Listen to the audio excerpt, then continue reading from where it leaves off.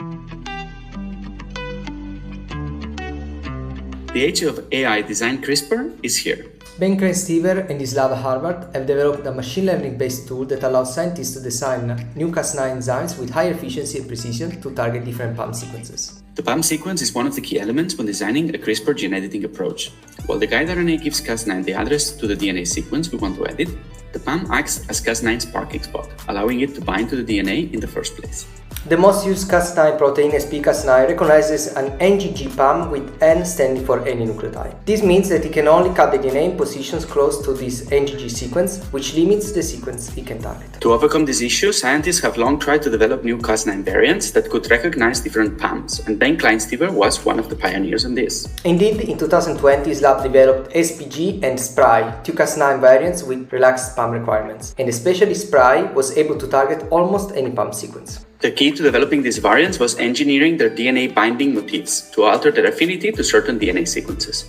And using similar approaches, others developed Cas9 variants that specifically recognize different PAM sequences. However, these Cas9 variants have certain limitations. Since they can bind to so many places in the DNA, their efficiency tends to be lower and their off-targets higher than is conventional 𝗵𝗲9.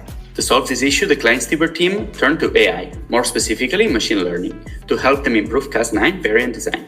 But first, they needed to train their model. For this, they mutated 6 amino acids in the PAM interacting domain of 𝗵𝗲9 and tested more than 600 resulting Cas9 variants for their PAM specificity and activity. Using this dataset and some inactive Cas9 variants, the team trained the machine learning model to make predictions on how each mutation affects Cas9's ability to bind to different PAMs. And amazingly, the model is very good at predicting how strongly a Cas9 variant will bind to each of the 64 possible PAM sequences, depending on which mutation it has. Importantly, some mutation combinations can mess with Cas9's activity and make it useless, but this model has us covered, as it's also able to predict the activity of each Cas9 variant. And the team actually showed that the Cas9 variants predicted by the model actually have a higher activity and lower off targets than those designed by humans in the past, making that more efficient and safer. And of course, these new Cas9 variants can be easily coupled with other CRISPR technologies like base editing, which will increase the flexibility and safety of this approach. The team made this model called PAMmla available online, so scientists can now browse between 64 million possible mutant combinations and select the exact Cas9 variants that will work for what they want to do, giving them both PAM specificity and high activity. And the Kleinstiver group showcased the power of this tool by designing a Cas9 variant that can specifically knock out a dominant mutant allele causing retinitis pigmentosa in mice.